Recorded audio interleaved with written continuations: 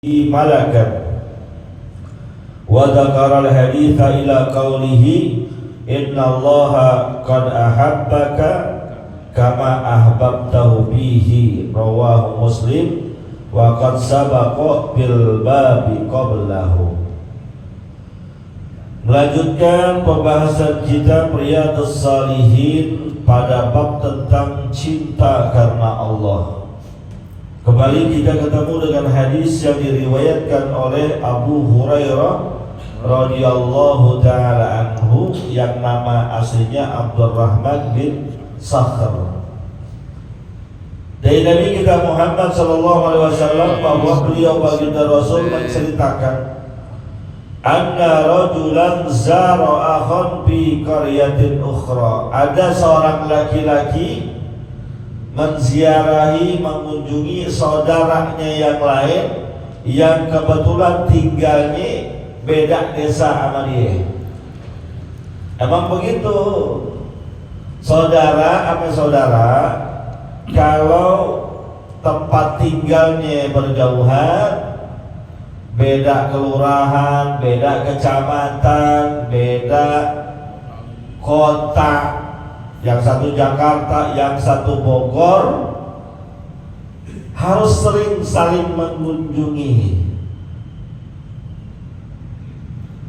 Tapi jangan sering-sering banget juga, nanti takut luntur kangennya. Zurgib bantas dan hubban. Kunjungi saudara kita jarang-jarang aja. Tasdad hubban, nanti akan tambah rasa cinta, tambah rasa kangen. Tapi jangan mentang-mentang jarang-jarang kunjunginya 5 tahun sekali. Tahu-tahu pas kita datangin udah mati saudara kita ternyata. Baginda Nabi kita Muhammad SAW pun demikian. Beliau adalah orang yang paling demen silaturahim, mengunjungi saudara-saudara dari jalur ayahnya, mengunjungi saudara-saudara dari jalur ibunya. Itu salah satu sebab kenapa salah satu tempat tujuan hijrah baginda Nabi ke kota Madinah, karena di kota Madinah ada sebagian kerabat famili Nabi kita Muhammad SAW dari jalur ibunya. Enggak ujuk-ujuk, tahu ujuk-ujuk. Tahu-tahu tiba-tiba ke Madinah dah, enggak. Selain merupakan petunjuk wahyu, tapi memang di kota Madinah ada sebagian kerabatnya Nabi kita Muhammad SAW. Makanya kan kalau kita baca riwayat, ibunda baginda Nabi meninggalnya makamnya di Abwa, itu desa yang berdekatan dengan kota Madinah. Kunjungin saudara kita, lihat keadaannya, tanya kabarnya. Jangan kagak ditengok-tengok, biarin berapa amat, dia pindah jauh banget sono ke Cibarengkok. Bukan, urusan dia lah udah. Ya kalau dia mau datang kemari kan gua abangnya. Tuh orang kita kadang-kadang begitu. Gua abangnya dia pergi, dia merah, dia kemari lebaran. Enggak begitu, dia datang ke kita juga datang ke sono. Burung dara, burung tekukur. Abe saudara, kudu akur. Tapi memang kadang orang kita nih, kalau udah musuhan, marahan sama saudara, lama sembuhnya. Awet. Tapi kalau sama orang lain, kami jadi cepat banget. Ada saudara berepisode nggak kelar-kelar. 3 kali lebaran belum damai-damai juga. Rumahnya deketan, mending dia rumahnya jauh. Rumahnya deketan, emang warisan segitu-gitunya dibagi-bagi. Udah sono abangnya, ini adiknya dia bontot. Yang bontot marahan sama yang paling tua. Yang bontot udah datang ke yang tua, mau minta maaf, yang tua ngeleng. Sudah urusan kita masing-masing aja dah. Ntar kalau udah deket-deket musuhan mulu. Yang tua datengin yang bontot, kata yang bontot, udah bang urusan lu aja bang, jangan ikut campur urusan gue, udah kita masing-masing, gue pagerin sini, dah. Kata abangnya, lu pagerin, gue pagerin lagi, dah. Selesai urusan. Lebarannya lebaran, ke pabrik yang jauh nyampe, ke temennya nyampe, nenteng biskuit, nenteng nastar, ke guru-gurunya nyampe, ke saudaranya yang di samping kagak sampai. Sama orang lain tidak mau minta maaf, sama orang lain tidak bisa memaafkan. Kenapa sama saudara sendiri kagak dimaafin? Kadang ame saudara sih udah bener akur, ama ipar, ama ipar kadang keles. Apa ada yang ngomong begini mah, makanya mendingan rumah jauh-jauhan ya Zat. Kalau dekat baunya kayak tai. Beneran ada pepatah begitu, dekat kayak tai, kalau jauh harum. Nggak gitu juga, konsepnya bukan dekat ataupun jauh, hati kita. Bisa gak lapang dada nerima kekurangan orang lain? Bisa gak lapang dada gampang maafin orang lain? Ini orang kita penyakitnya paling susah disuruh minta maaf, apalagi maafin orang.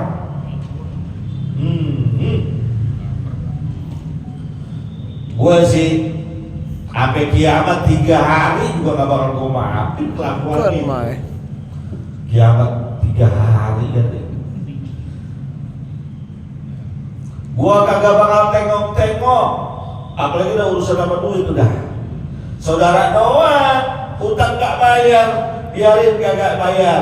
Hitung-hitung utang dia, uang buat sholawatan dia. Tapi dia mati, gua gak tengok gitu. Lihat deh, beda negeri, beda desa, ngunjungin satu dengan yang lainnya. Maka kalau mohon maaf banget, kalau ada saudara-saudara kita yang demen banget pulang kampung, lebaran pulang kampung, biarin, jangan pakai dikatain. Lu sih bikin salah di Jakarta, bikin dosa di Jakarta, minta maaf ke orang kampung. Ya biarin aja. Emang apa-apa lebaran doang. Justru lebaran momen silaturahmi, libur panjang, kesempatan. Kapan lagi kalau bukan lebaran berangkat kita? Buru-buru banget sih, habis sholat itu langsung macet. Lu apa-apa kayak Ustaz gitu. Assalamualaikum langsung berangkat, ya kan? Kalau Bang Bulus naik prima jasa, punya salahnya orang Jakarta minta maaf orang kampung, bukan masalah itu. Di kampung ada famili kita, ada kerabat kita, orang tua kita yang emang jarang kita temuin. Ya kalau orang begini mah hampir tiap hari, jarang-jarang ketemu kan yang di kampung. Ya aja, jangan usir mulut kita tuh. Jangan komentar, kelihatannya benar sih. Ya kan kelihatan benar, bikin salahnya Jakarta, ngapain-ngapain orang kampung, kelihatannya benar, padahal salah. Ayo kunjungin yang punya saudara, Pak Jigarito, tengokin saudaranya masih dari kampung berangkat. Saya aja nggak punya kampung, pulang kampung. Pak Hadi punya kampung, berangkat. Temuin saudara kita. Itu Nabi yang menceritakan dan diamalkan oleh Nabi kita Muhammad SAW. Nah, ketika ada seseorang yang pengen kunjungin saudaranya di kampung yang lain, fa'arsadallahu ala madrajatihi malakan. Luar biasa nih. Allah utus malaikat sepanjang perjalanan dia itu untuk melindungi dia, naungin dia dengan rahmat Allah, doain dia, catat tuh kebaikan-kebaikannya. Pulang kampung kemana? Salatiga, tinggal 7 kayak baju wawan ke Solo, ke Yogyakarta. Tahu kamu siapa? Yang muda kali ya, bukan main. Pulang kampung ke Jogja, itu berangkat dari sini, dari mulai Bismillahirrahmanirrahim tawakkaltu ala Allah, buka pintu berangkat naik kereta dari stasiun Gambir. Dari sini naik Grab terus ke stasiun Gambir, naik kereta, naik Argo 425 harganya, harga normal. Kalau lagi pulang kampung bisa 700.000 tuh lagi lebaran. Kalau mesennya jauh-jauh hari 5 bulan sebelumnya bisa 175. Gue udah survei soalnya. Berangkat tuh ya, sepanjang perjalanan ke Jogja untuk kunjungin saudaranya silaturahim, ngunjungin saudaranya, bukan kunjungin janda sono bagi wawan. Bukan. Saudaranya yang dikunjungin, maka Allah utus malaikat buat dia. Perjalanan itu, silaturahim itu dihitung sebagai perjalanan ibadah. Dinaungi rahmatnya Allah, diberkahi oleh Allah. Maka mohon maaf ya, orang yang pulang kampung duitnya gak ada dikit, berkah itu gak ada dikit. Coba yang pulang kampung duitnya dikit ya? Enggak. Gak ada dikit, banyak semua. Tandanya berkah berarti. Ada kawan kita orang Trenggalek gitu, tuh Ramadan suka ngaji sama saya. Dia aktifnya di daerah Cikadang Santa sana.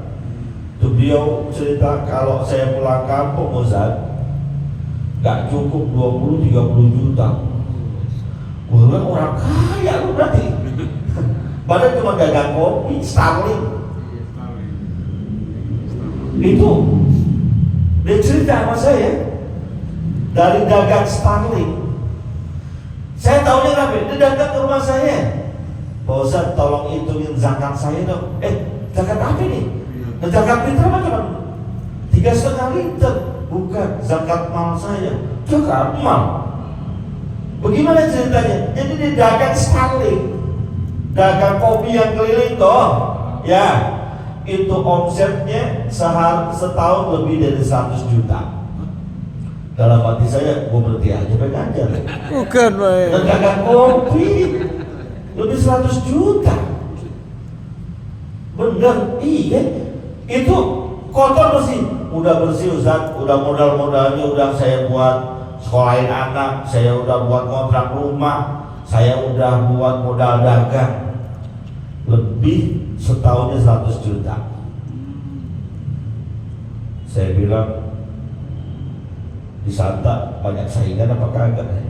Gue mau modalin lagi sepeda motor lagi.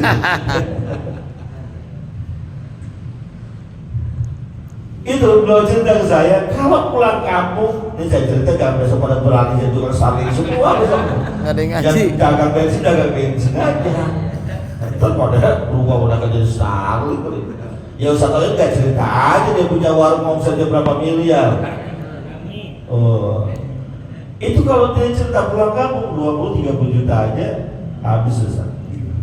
Berarti yang pulang kampung Allah berkahi duitnya banyak. Dan tidak ada amalan ibadah yang Allah tokcerkan pahalanya di dunia disegerakan kecuali bakti sama orang tua dan silaturahim. Itu kalau kita bakti sama orang tua, terus juga silaturahim kepada famili, kerabat, saudara, Allah tokcerkan balasannya kontan di dunia. Kontan di dunia. Ketika Nabi kita Muhammad SAW mengatakan, Man arada ayyub satolahu fi rizqihi wa ayyuta bi asarihi falyasil rahimah. Siapa orang yang pengen rezekinya dihamparkan, dimudahkan oleh Allah, yang pengen usianya dipanjangkan oleh Allah, falyasil rahimah, sambung tali silaturahim sama family kita, kerabat kita, top chair dibayar langsung oleh Allah. Top chair saya bilang.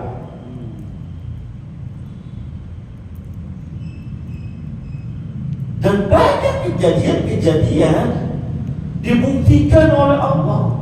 Saya nih, mohon maaf, tahadus beliau, ngerasain banget bagaimana ketika kita mencoba menyambung tali silaturahim. Udah lama sama saudara, sama teman gak ketemu, lalu kita kasih hadiah, top chair langsung dikasih, top chair langsung dikasih. Karena Nabi yang bilang, maka yang punya saudara mau dekat ke, mau jauh ke, kunjungi. Jangan lebaran doang. Yang atuh di Bangka, atuh di Kalpara, ketemunya lebaran doang. Kan kebangetan.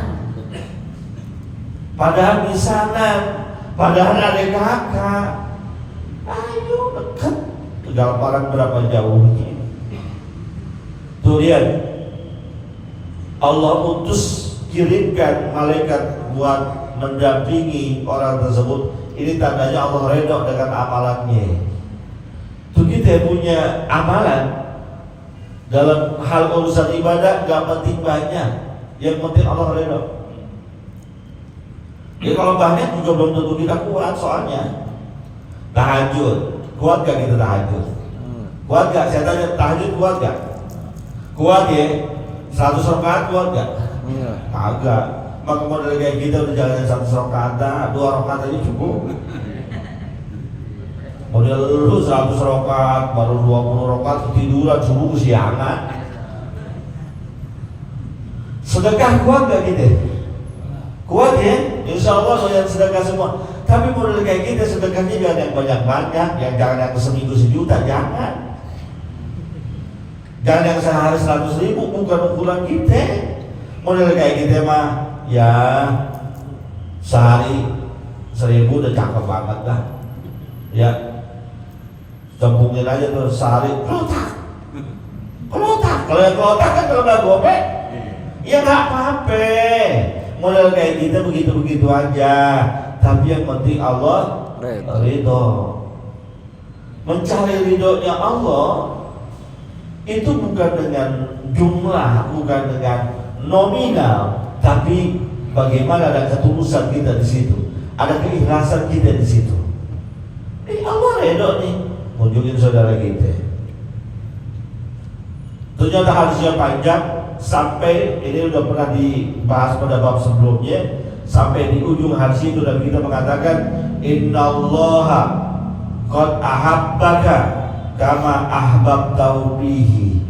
Malaikat yang ngiringi orang yang silaturahim tadi berkata dalam doanya, sesungguhnya Allah mencintai engkau sebagaimana engkau mencintai saudaramu. Pak, Allah kalau sudah cinta kepada seorang hamba, dia kasih pengumuman, wahai para malaikat, aku cinta kepada hambaku yang itu. Kamu kasih tahu yang lain bahwa hambaku yang itu aku cintai. Maka para malaikat yang dikasih tahu oleh Allah, dia akan bercerita, mengabarkan, mensyiarkan kepada seluruh makhluk yang ada di muka bumi ini bahwasanya Allah Subhanahu wa taala cinta kepada dia.